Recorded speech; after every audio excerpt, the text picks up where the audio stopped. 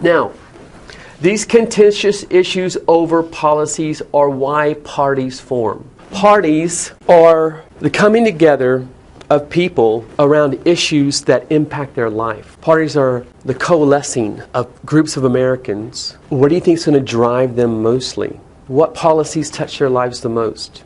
There are a couple things, but what have we been talking about the whole time here? What policy are we talking about? We're talking about religious policy, we're talking about education policy, foreign policy. What are we talking about? What's the word I'm looking for? Economic policy. That's the question we're asking. Parties mostly form over economic policies because that's what drives humans the most is the money in our pocket and having to lose money potentially. And so everybody wants a policy that benefits them economically and certainly doesn't injure them economically, but hopefully benefits them economically. But the problem is we have divergent interests. What's good for one group might come at the expense of another. By the way, this is called the political-economic question. And this is the question of the age. What is the proper role of government? What policies should it implement in the economy? And for what purpose? Hamilton's got his purpose for his policies. That's the political-economic question. Political economy means what is the role of the government in the economy. To come back to Jefferson, and this is where we were the other day, Jefferson doesn't like cities. He doesn't like societies that end up with a bunch of people that don't own property. He thinks that's bad. He calls them the dependent class. People who if they're living in cities and they're poor, then they're just looking for work. They live in bad housing conditions. They usually gravitate to vice. They usually lead less than upstanding lives because they're in mean conditions and rough conditions, and they're just trying to make a go of it. And they will be exploited. They will be the day laborers to the people with property. And they're also potentially a dangerous element in society because eventually their anger might pour out into some kind of upheaval in cities. And we've seen it time and time again. The French Revolution is going on right now. That we're doing our constitution, they're having a revolution. And the poor people of Paris had been poor so long, they're mean and they're tough, and they are just, their blood's flowing in Paris. And they are attacking property like crazy, which is freaking out a lot of people. He wants what he calls a virtuous republic, a public made up of virtuous individuals. And that virtue comes from them owning property. Because when they own property, it's going to give them a chance to become educated. They're going to think about the property they own and what they do with it. They'll be independent farmers. Yeoman farmers make almost everything they need. They don't buy much in the marketplace. They make their clothes, and they grow their food, and they do have to participate some. They've got to buy some metal products they can't make themselves, so they might buy glassware. They'll have to buy salt and yeast and sugar so they can cook up some moonshine or whatever it is, or pickle things. And so but almost everything they make for themselves. They don't participate in a marketplace. This is like the Shire, I suppose, is what he sees the vision. And also he wants to see independent craftsmen who own their own shops and own their own tools and work away and have pride in what they do. This idea of factories where workers don't own anything, they're just wage laborers, he doesn't think that's a great idea. He wants a limited national government, one that can keep the peace between the states, keep us secure from external dangers like European powers encroaching on us, and give us national unity. Beyond that, he doesn't see a role for the federal government. He doesn't like Hamilton's plan. He thinks Hamilton's plan will create a powerful moneyed interest in the national government. And by the way, it is absolutely what Hamilton wants to do, is to create a powerful moneyed interest. Because he thinks governments don't last unless the propertied people have an interest in the national government. Interest being financial. It'll concentrate power in northern financial and commercial centers at the expense of the agrarian South. It'll perpetuate and expand a society of wealth inequality, where the commercial property class will become wealthier, and we'll have more and more dependent class emerging. We'll perpetuate it. That means it's going to make it go on, and it's going to get bigger. Is this true? Does this happen? This also happens. But maybe it's a result of the population explosion in Europe and all the arrival of all these desperate people who don't have property, right? It's going to create large urban centers with an unvirtuous dependent class. I think I've already been saying that. It'll undermine state sovereignty for a national power. Ditto. Yes, it will. It'll burden the common people with unnecessary expenses and taxes. So he's opposed to this. And he says, we've got to stop Hamilton and his plans. So he does what the Americans have been doing since the 1770s. We're going to organize. Remember the committees of correspondence that Sam Adams set up? We got to find like-minded people in other colonies that feel the same way as we do. So what does he do? He says, I've got to find like-minded people in other states. We've got to have the legislature. The current legislature that was elected in 1789 is behind Hamilton. The propertied class coming from the senators, coming from the legislatures of the North and other cities and other states are behind Hamilton's plan. And they don't see what he's up to. And Jefferson feels like he's waving a flag saying, watch out, this is a bad idea. So he's got to help explain to other people why this is a bad idea. And how does he get his message out? He forms a party. This is our first party system in America. We didn't know we were going to have parties, but we do. He creates something called the Democratic Republican Party. And he finds like-minded people in all the states, and they get organized. And they have meetings, and they talk about this, and they say, one of us has got to go to the national legislature next year. Who's going to stand for office? And so he says, well, I guess I can do it. And they say, good, you go and you do it. And so they rally behind him, and they try to get him sent to the national legislature. This is how we have parties forming. We will have, now, Hamilton's party will become known as the Federalists because they favor a strong federal government. At first, Jefferson's just called the Anti-Federalist, but that's not, you don't want to be the anti-anything, do you?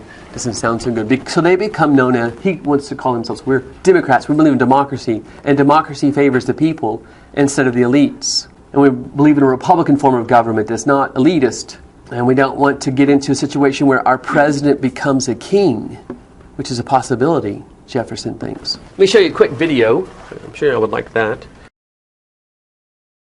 You must find Philadelphia much changed, Mr. Jefferson. More change than I could have imagined, Mr. Hamilton. Not the city itself. All cities swallow everything in their wake. That's no surprise to me. That's why I abhor them. But I've been, as you know, in revolutionary France, where the streets are filled with the songs of liberty and brotherhood and the overthrow of ancient tyrannies of Europe, and to return from there to this, our cradle of revolution, and find the dinner table chatter is all of money and banks and authority is an unwelcome surprise. Unwelcome, perhaps, but necessary. I must admit, Mr. Hamilton, I'm a little uncertain as to the purpose of the Treasury Department. No doubt its function will reveal itself to me in good time. The future prosperity of this nation rests chiefly in trade. Trade depends, among other things, on the willingness of other nations to lend us money. And how would you propose to establish international credit? Our first step would be to incur a national debt. The greater the debt, the greater the credit. And to that end, I have recommended to the President that Congress adopt all the debts incurred by the individual states during the war through a national bank. The idea being that if the states owe Congress money, then other nations will feel more inclined to lend it to us. If the states are indebted to a central authority, it increases the power of the central government. You have it exactly. The greater the government's responsibility, the greater its authority. The moneyed interest in this country is all in the north, so the wealth and power would inevitably be concentrated there in a federal government, to the expense of the south. If that is the case, it is unavoidable if the Union is to be preserved. I fear our revolution will have been in vain if a Virginia farmer is to be held in hock to a New York stock jobber, who in turn is in hock to a London banker. The opportunities for avarice and corruption would certainly prove irresistible. Well, there you have it, as I have heard said. If men were angels, then no government would be necessary. Well, sadly, that is very well said. But there can be no question. Our nation cannot bind together without powerful central government. But we must also accommodate the needs of our constituent states. both North and South. Now, the power of one must check and balance the other. And to that end, we must dedicate all of our energies and our care.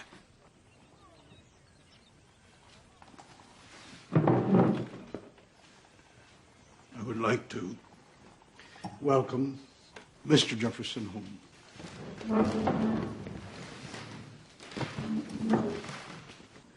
Mr. Secretary of State. Here.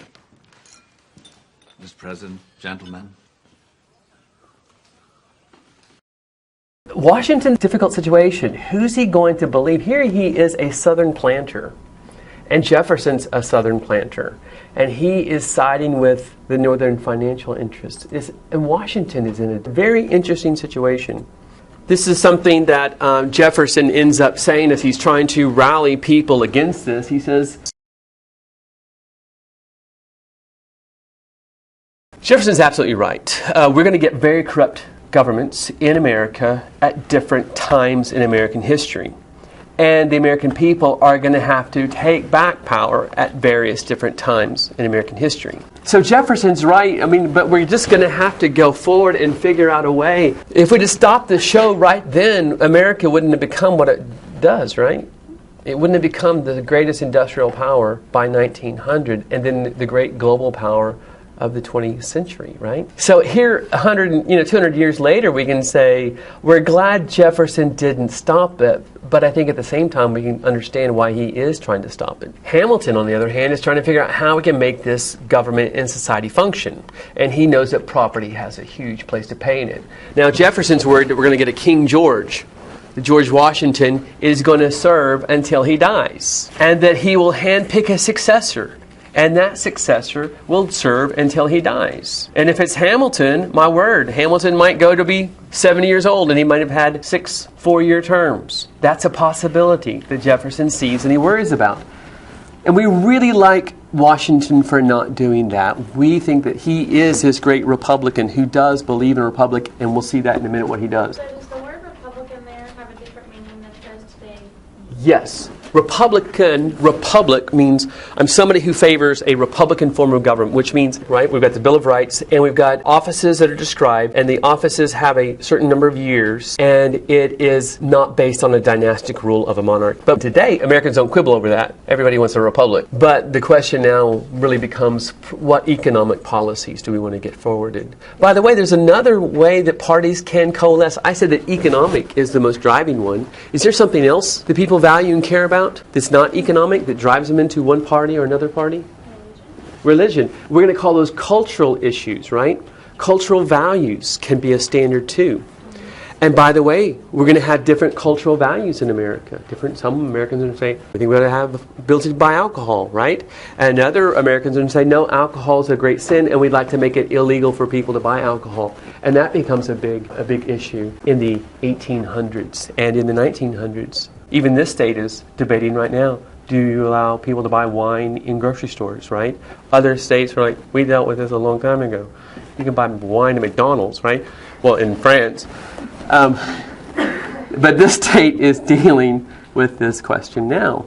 But the big policy questions today that are cultural and drive people into parties could be, boy, there's some big ones right now, right? Now, abortion's been a big program for a long time. Some people want to make it illegal. Some people want to make it accessible.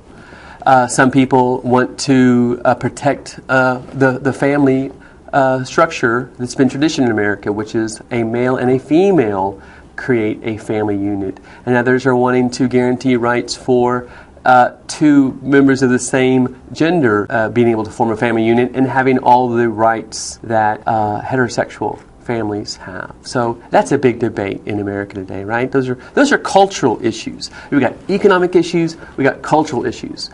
We might have groups that come around foreign policy issues. Should we intervene in other countries and help them get governments that favor us economically at the expense of the people who live there? And some people say, no, we don't want to do that. And so I want to vote for somebody who, on foreign policy, is going to take a position that I believe in. So we've got economic policy, cultural policies, foreign policy, cultural, economic, and foreign policy. We might have education policy.